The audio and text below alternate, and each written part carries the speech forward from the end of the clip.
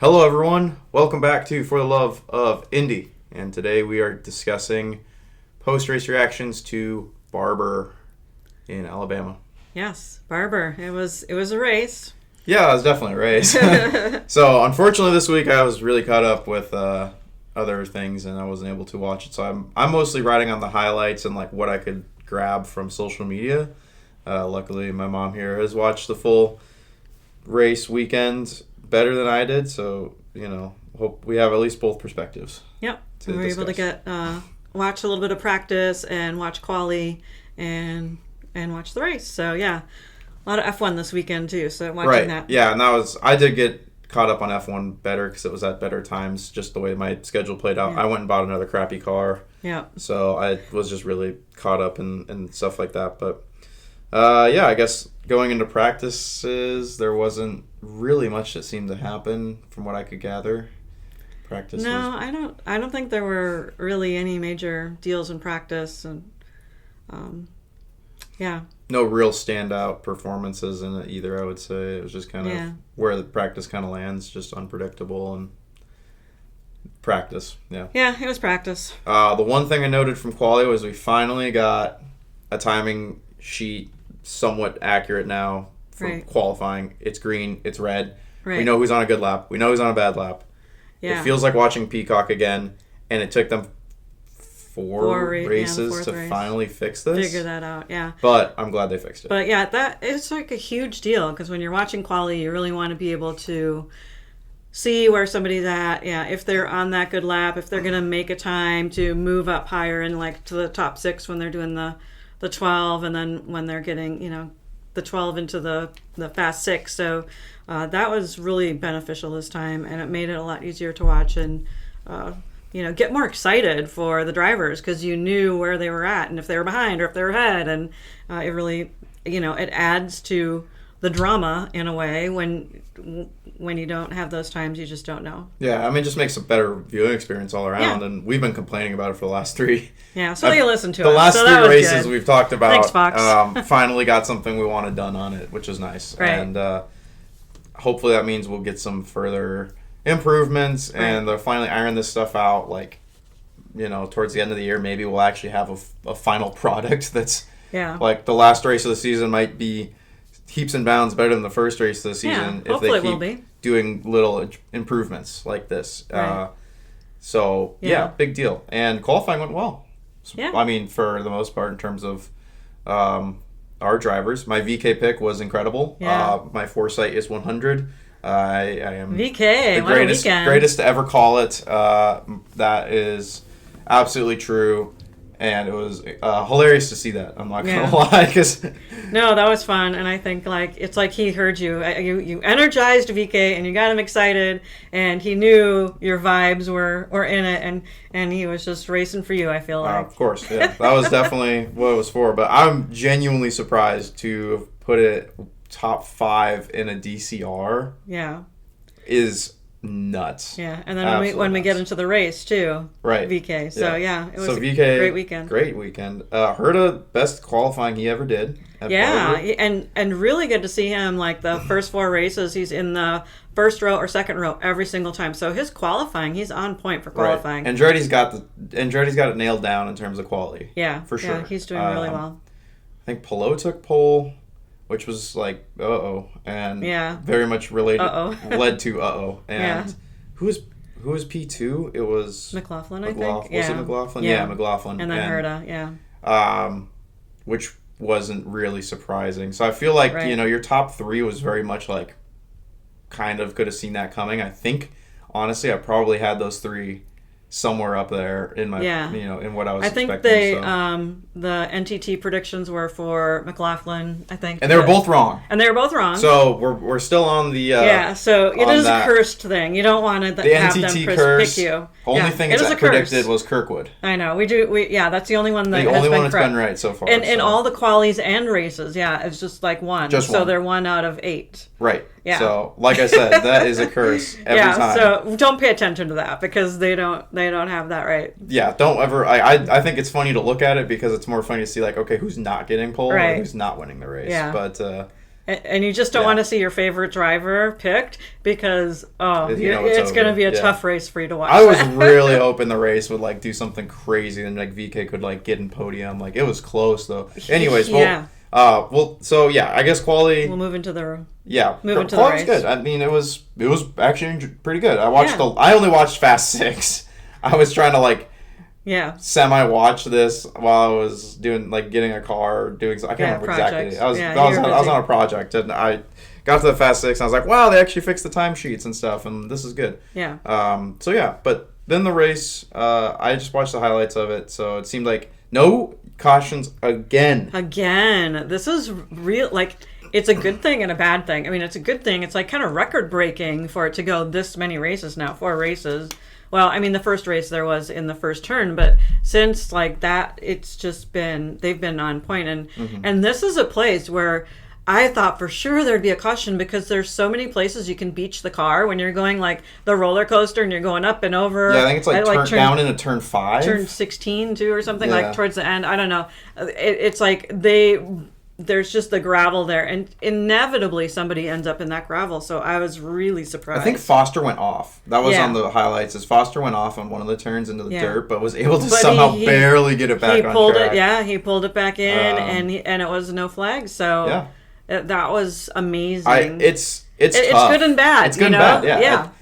From a viewing standpoint, I really want to see a yellow just to see. Yeah, the pit strategies have to change and everything has to change. And so, it just adds more uncertainty when you have at least a yellow or a red. And I don't want cars to get damaged or people to get hurt, but that beaching thing, they just get stuck in the gravel and then they're just stuck. And so nothing really bad technically usually happens with those. So yeah, I mean, it just shows where we're at right now in terms of like even the rookies and even the like the 2 or 3 year old drivers everyone's driving at such a high level right now that no one's really making mistakes, and it's truly shocking. It's impressive. When we started watching Indycar, it wasn't that way at all. No, I mean, it'd be like maybe 2 or 3 yellows a race, consistently, and it was kind of fun. Yeah.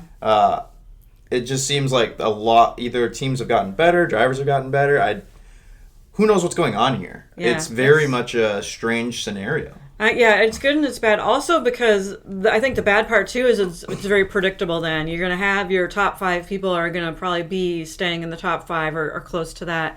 And so you're shuffling around at the end of the race isn't really happening. And then it's kind of like if you do well in quali. So if you do well in quali, that can typically lead good to, except for if you have a bad pit stop, which this is the one place where Fox needs to improve, is they are not putting pit times. And there were so many things, like they showed a highlight reel at one point in the middle of the race where it's like, hey, he had a bad pit, and it's like, how bad? We don't even know how bad. Was it 10 seconds? Was it 20 seconds? Was it 30 seconds? And so you're just not getting that variability of what bad is. And I think that's a big area they need to fix. Yeah, it has to come next. I think quali is big because I enjoy watching qualifying and I want that to be the most probably enjoyable experience. Arguably, I like watching that. Yeah. But the pit stops and race day is so freaking important. And especially if it's all green. Right. Right? Because then that's make or breaking a race. Look at Herta gets screwed. And this one I think is on his volition. Is my he stalled out. Stalling the car is very much just usually a driver thing. Unless there was an issue with pulling the clutch out early before he's fully let on the ground. Maybe I don't exactly know, but even still, few seconds too late. Right. And now we don't. He falls a few positions back. Yeah. But we don't really know how long that pit stop was, how detrimental that was of a stop. Well, he put him 4 people back once he got back on. He was 4 back. Yeah. And so, but we don't know the time amount. You can see the numbers, but it's just tough when you see that happen. So, I mean, of the main drivers in the top 4 or 5, he was the one that didn't land, and that was because of the pit stop. Right. And because it was all greens. I hate to see it. I'm so tired of it. Yeah. Like every time I know. It's so sad. Every time it's a freaking pit stop issue. It's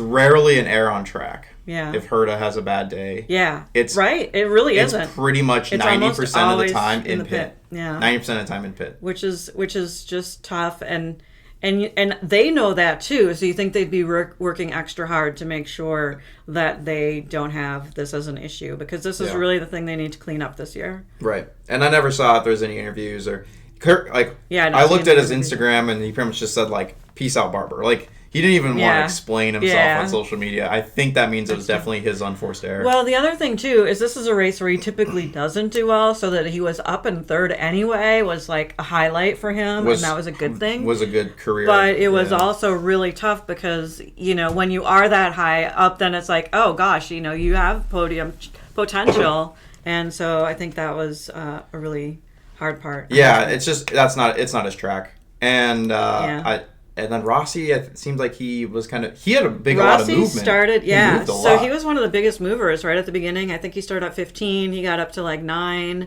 maybe even up to 7. I mean, he wasn't the biggest mover. Apparently Dixon. No, he wasn't. Yeah, of course. Yeah, Dixon almost always was the biggest mover. He's like, he can start from the last place and win practically. He'll find his way into top 10. Yeah. But Rossi was doing really impressive the first couple laps, and really just was like, oh man, he is on a roll. So where did that go away? Because I wasn't in the highlights. Was it just a pit issue? Was it a pace thing? I think it was a pace thing. Well, what he did is he started sticker reds. He went to sticker reds, and then he had to end up with the black with the primaries. And because he had to end with the primaries, he didn't have as much pace at the end. And so I think that's that was an offset strategy from everyone else. Was pretty much everyone just like running black, red, black, or black, red, red? I wasn't paying as much attention to the tire strategy for this one, honestly. But yeah, I know that because of qualifying, there were quite a few teams that had a couple sticker reds left, brand new ones. And then also one of the things is you can start on a used red, but then you always have to go to a sticker red. Like it's one of the requirements that it has to be. So so I think that it just ended up not in their favor. But for a while there, I thought, look, gosh, he's inching up, getting closer to the top 5, getting closer to the podium, and it just missing out on that. But it was fun to see him do well. In terms of rookie watch, they all were at the back. They were all at the bottom. Yep. They all ended at the bottom. I think it was like Abel, Schwartzman, Foster, Abel, Foster, Schwartzman. I think that is because it is just a really tough course. Like it is physically, the announcers keep talking about how physically demanding this course is. I mean, you have so many elevation changes, and it's just like this roller coasters and turns, and so it's just a lot of work keeping that car on track the whole time. It really is physically demanding, and so my guess is that that's where the challenges were. It's just the length of the race and really having to go through that physicality was probably tough on all of them. Right. Let's see, Lundgaard once again. Lundgaard's amazing. Yay, we predicted Lundgaard, so good job. That was another big prediction I think that I had or we talked about. Yeah, and I think I'm willing to solidly say he's going to outperform Palou the rest of the year. Yeah, I think he's going to become top driver. He's kind of in the bag for McLaren right now, and it's 3 really back-to-back fun podiums. To see him. I'm pretty sure it's the stat. Podiums. Yep, 3 back-to-back. That's the podiums. best he's ever done in Indycar.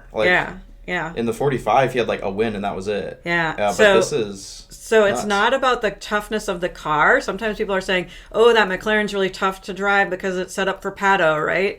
And now he's just like, "Oh, I don't know, it's fine." He's like he's nailing it. Yeah, definitely nuts. Very that was impressive. Awesome. Yeah, that was great. Now we're starting to see a lot of podiums getting pretty similar this year, though, because he's been on them all the time, and so is Palou. I know. And we had a Palou run away at the start and win by a healthy margin. So with McLaughlin winning last year, it's kind of like, well, for sure he'll be podium, and he ended up podium, and he's definitely the best of the Penske he likes drivers that track, at the moment. And he is I would definitely put him number 1 Penske driver. Yeah.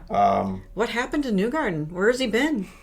I'm not complaining. I don't know. It's just won't say much, it's a little bit challenging year for him. He is not off to his best start, and I think that with the pressure of the Indy 500 winning it twice, and but if it's all like he's just kind of pittering in the back because they're putting all effort into the 500. Yeah. Well, and the other thing is he is better at ovals, right? He's an oval guy. Yeah, he's their oval guy. And we've had such a weird no ovals beginning of the season. Yeah, I know. I think I'm definitely feeling like I'm getting I'm itching for an oval because these road courses have been so like green flagged all the way through, so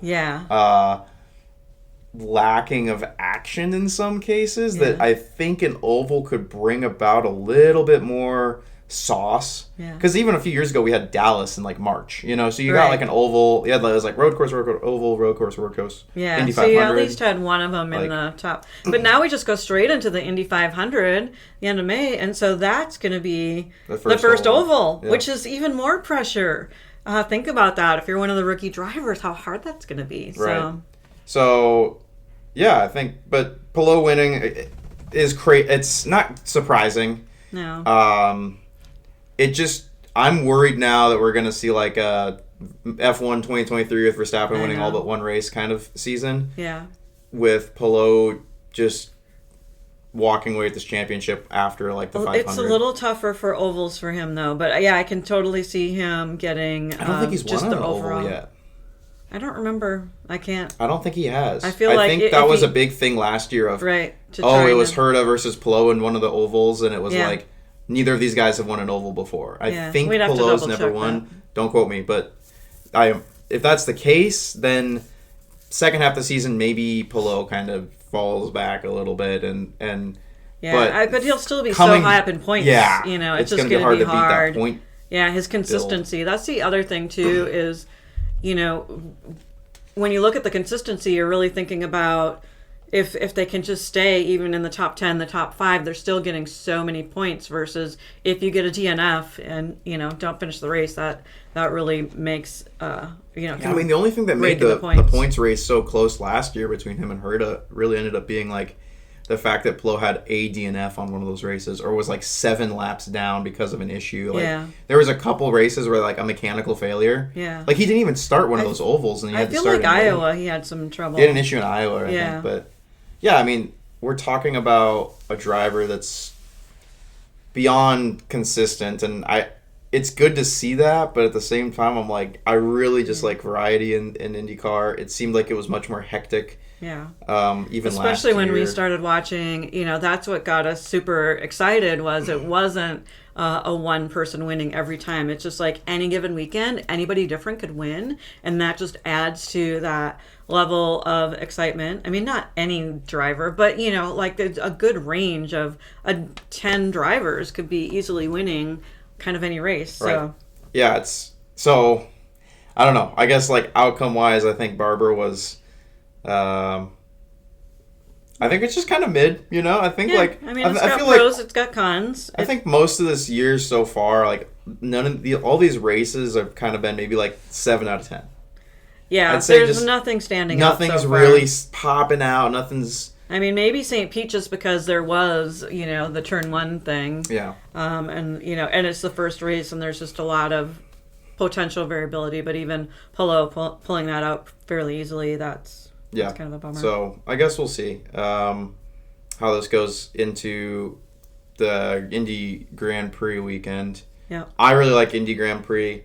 It's probably one of my favorite tracks to drive in like racing games. Is it? I think it's very. Yeah. It flows really well. Yeah. Like as a track to drive. I feel like it's such a bummer that I feel like it gets a bad rap. You know, it's like the Indy 500 is like the end all be all, and it's like this amazing race, and it's just like, yeah, but 2 weeks before you can see the other race. If I had time and money, I'd spend, you know, those 2 weeks there. I'd watch, you know, the road course and then, you know, go into the 500 and watch both of them, because if you live in town there, it must be amazing. It's probably really sweet. You get 2 races. And I feel like the road course is super accessible, really easy to get into, really easy to get tickets. I mean, those stands are number full.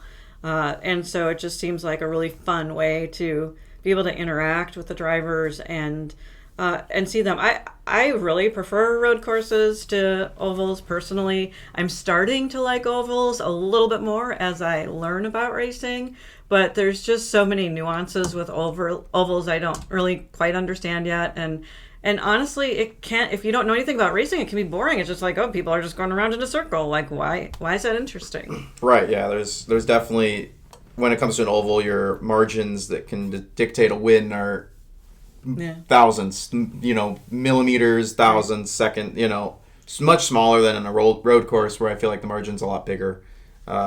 I think Indy Grand Prix looks really fun. I think one day, hopefully, we get to go there, and then even if we don't get Indy 500 tickets, I think it'd be worth going, checking out Indianapolis, and seeing kind of the city, seeing IMS, and doing all that with the Grand Prix, before hopping into the big dog, which is the 500, and I think that looks like that's probably the best way for us to maybe attack that and see what that's like, especially. So hopefully, we get a little bit more of a different result. Hopefully, maybe we get... I don't think there's going to be yellow, honestly, because there's never yellow there.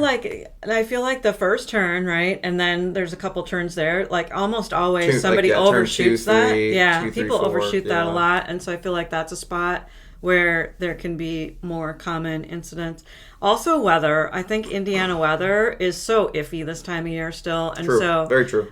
Most of the time when you see practices, at least one of them's rained out, or they've got a wet track and they've got to deal with that. So I also feel like that could be a factor with the Indy Grand Prix, the road course. But you never know. I mean, so far, they've been able to, they haven't had to delay any starts of the main races or anything. So yeah, I guess we'll see. I think technically they have a set of wet tires, but I don't think they ever really choose to race wets. It's pretty rare. Yeah, I don't think I've seen them maybe go out on the wet tires like one time in the last few years. Like, yeah, it's not as common. And it was for like a practice, and everyone was just like, "Oh, I did my lap." I'm like, "Yeah, no thanks." Yeah. So maybe we could see it like a wet race. Potentially, like, they can do it. It's just they choose usually not to. Yeah, a lot of times they'll just wait. And then if it's an oval, a lot of times they've got the dryers and they dry the track out in between. Which I don't know if they would do that even if for that back third of the oval. Yeah, I don't think so.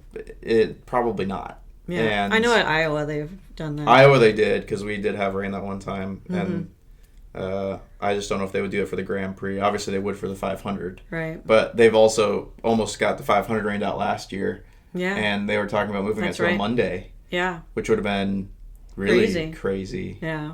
It is a Memorial Day weekend, and so a lot of times people will have that Monday off, but the idea is that it's on a Sunday and you got Monday to recover.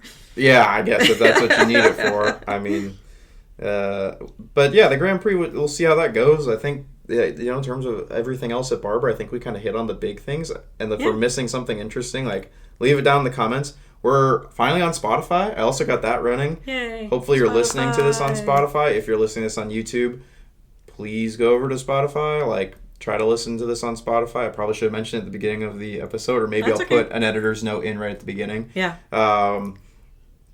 But yeah, please share the Spotify. I think that's the platform ideally I want to be on. Sure. Because YouTube isn't really a podcasting platform, though the algorithm on YouTube works a little bit nicer than Spotify's algorithm. So kind of weird things like that. I've been posting a lot of shorts. The shorts are doing really well. Yeah, shorts are fun. Just keep watching the shorts, interacting with that sort of content.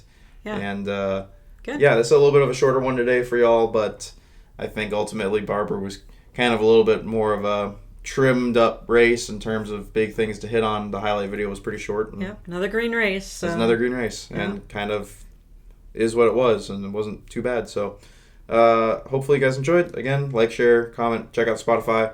We're going to be trying to move to Apple Podcasts at some point, but let the Spotify cook for a little bit. And at the end of the day, we're just doing this for the love of Indy. Woohoo! So thanks for watching. Thank you. Bye.